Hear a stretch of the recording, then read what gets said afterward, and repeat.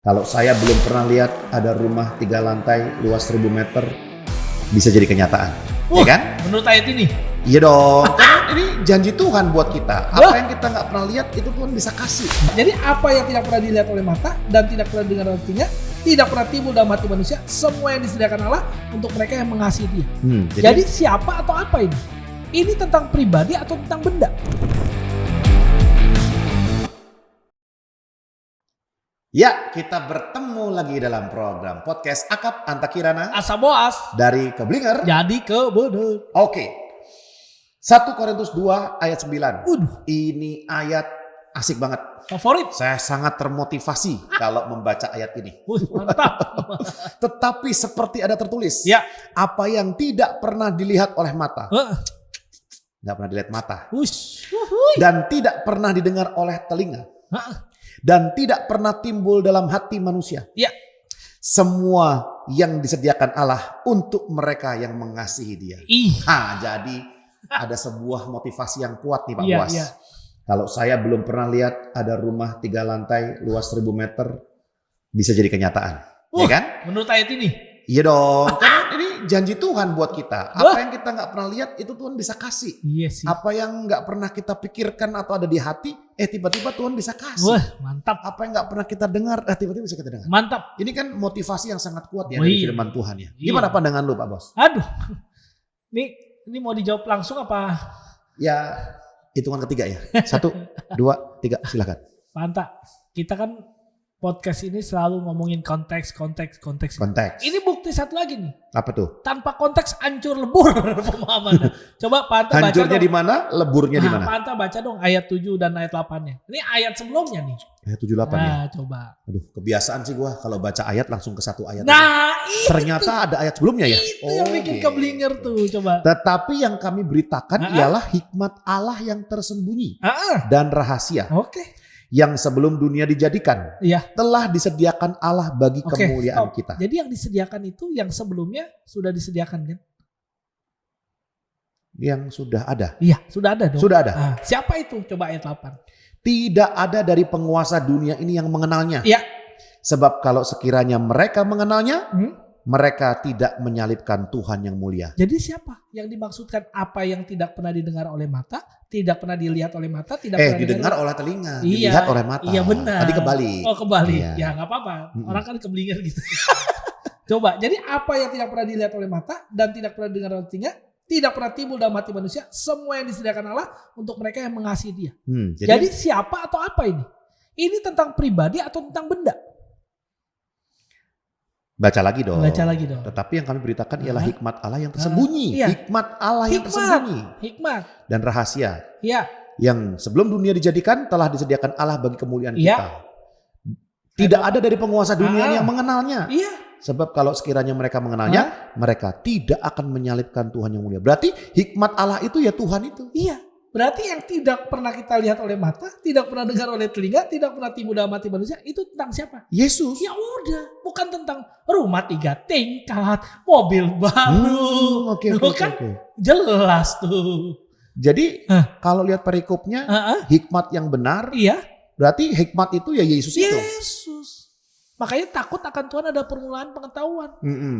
Orang yang bodoh itu menghina hikmat dan didikan. Orang bodoh menghina Yesus. Waduh, selama ini retret bahaya ini. Nah, Ya kan? Percayalah. Apa yang tidak pernah kamu lihat akan Tuhan berikan. Itu. Apa yang tidak pernah muncul itu. akan Tuhan munculkan. Itu. Sampai ada lagunya lagi. Apa tuh? Apa yang tak pernah. Iya kan? Gitu Apa ya? yang tak pernah Jangan dilihat. dipenuhin. Nah, Nanti kena copyright. iya. Jangan. Ya kira-kira gitu. Gitu. Kan udah jelas pantas. Sebenarnya Tuhan gak janjikan benda, harta. Sekali lagi kalau Tuhan janjikan memang yang tidak pernah kita lihat itu ada benda harta. Berarti Yesus termasuk Paulus yang nulis ini. Mereka gak dapat pengenapan dong. Karena mereka miskin semua. miskin. Gimana? Aduh.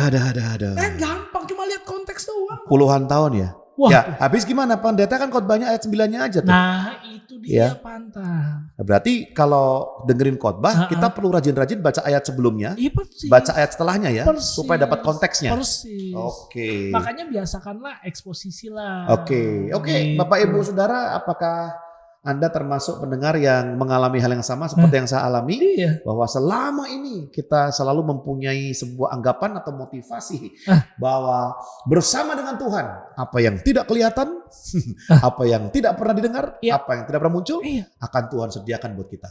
Ternyata sebenarnya ini tentang Yesus. Tentang Yesus. Okay. Karena orang berdosa itu, orang-orang Ibrani waktu itu, mereka nggak bakal berpikir bahwa ada seseorang atau pribadi yang akan menebus mereka. Nggak berpikir.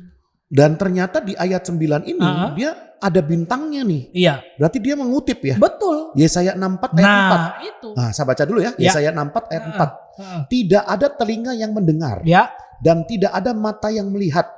Seorang Allah kecil yang bertindak bagi orang yang menanti-nantikan dia. Hanya Engkau yang berbuat demikian. Nah, itu. Jadi ketika mereka minta pertolongan, itu nggak ada kekuatan manapun yang bisa nolong. Hanya Engkau katanya. Hanya Tuhan yang bisa. Nah itulah yang kita nggak pernah lihat, nggak pernah dengar, bahkan nggak pernah timbul dalam hati kita. Karena dosa itu kan membatasi semuanya. Akhirnya Tuhan sediakan.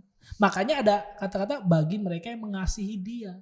Berarti kalau kita mengasihi Dia, percaya kepada Dia, maka kita terima anugerah. Bisa melihat Tuhan, mengalami Tuhan, bisa mendengar tentang Tuhan. Itu.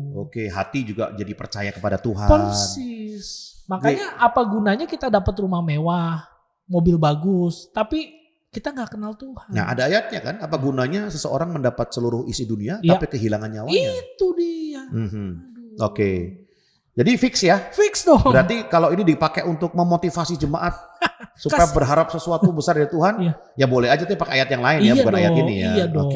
Tuhannya sedih dong. Tuhan gak maksudkan itu. Iya, tetapi yang kebenar adalah bahwa ini bicara tentang kehadiran Yesus, kedatangan Yesus dalam kehidupan umat manusia. Persis. Maka kita nggak pernah lihat Yesus kita lihat. Nggak pernah kita dengar dia berbicara, kita dengar perkataannya. Benar. Kita nggak pernah dalam hati dan mencintai, mengasihi Yesus, muncul. Bahkan percaya kepada dia. Betul. Fix. Ada lagi yang lain yang mau disampaikan? Ya udah balik lagi. Saya mah ingetin doang di podcast kita itu ngomongin konteks. Karena sekali lagi terbuktikan Pak Anda, ternyata ayat Alkitab itu menjawab sendiri. Betul. Tapi kalau kita masih ada kebingungan, ya coba baca ulang. Gitu. Ya kadang-kadang permasalahannya seperti yang saya pernah alami dulu, malas belajar. Nah itu. Saya dulu begitu. Gitu. Ya pokoknya ada yang khotbah, anggap bener aja lah. Gitu. Ya. Kenapa? Karena kalau mau belajar lagi malas. Iya. Gitu. Begitu ada semangat belajar, makin jelas, makin terang. Nah itu penerangan kan. Ternyata Alkitab menerangkan dirinya sendiri. Persis, itu Alkitab tuh menerangkan dirinya sendiri. Apalagi saya udah yakin ketika Roh Kudus dijanjikan buat kita ini, Dia akan menolong kita jelas. Untuk memahami kebenaran. Pasti.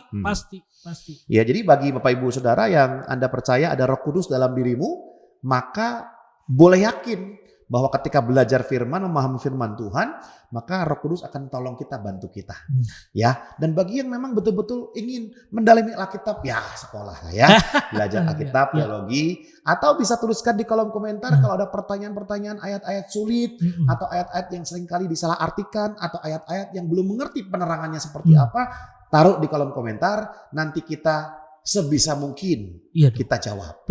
Ya kan? Pokoknya kalau kita nggak yakin itu nggak benar, kita nggak jawab. Tambah keblinger nanti. Oke, baik. Ada closing statement dari Pak Bos? Ya udah, closing statement. Yesus itu segala-galanya buat kita. Jangan kejar materi, tapi kejar Tuhan. Kenapa kita kejar Tuhan? Karena Tuhan udah mau dikejar, menyatakan dirinya buat kita. Begitu saja. Ya, jadi nggak usah lagi pakai ayat ini buat motivasi untuk mendapatkan benda-benda tertentu lah ya. Karena kita sudah mendapatkan anugerah terbesar, yaitu kasih karunia yang menyelamatkan kita yang percaya kepada Dia. Ya. Tapi durasi masih ada nih, kita nggak bisa closing. Jangan. Masih ada 1 menit lagi. Jangan. Kita ngomong apa lagi nih? Kita ngomong bahwa belajar Alkitab bukan baca renungan, gitu. Baca Alkitab bukan baca renungan. Iya dong. Kan orang sering salahnya karena baca renungan, dipotong ayatnya, padahal kan ada konteks. Jadi kita sedang merenungkan perenungan orang lain. Nah itu, padahal perenungan orang lain keblinger. Tapi boleh juga lah ya. Ya boleh. Boleh juga untuk kita ngetes apakah kita memahami Alkitab yang kita pelajari dengan cara baca renungan orang lain. Ya. Nah dari situ kita lihat apakah ada konfirmasi. Baca Alkitab tapi. Baca Alkitab yang paling penting. Ya. Jadi kalau ditanya sudah baca Alkitab belum? Sudah. Ternyata baca renungan. Nah salah itu. belum. Oke, baik, sampai jumpa di dalam program podcast topik-topik lainnya. Tuhan Yesus memberkati kita semuanya.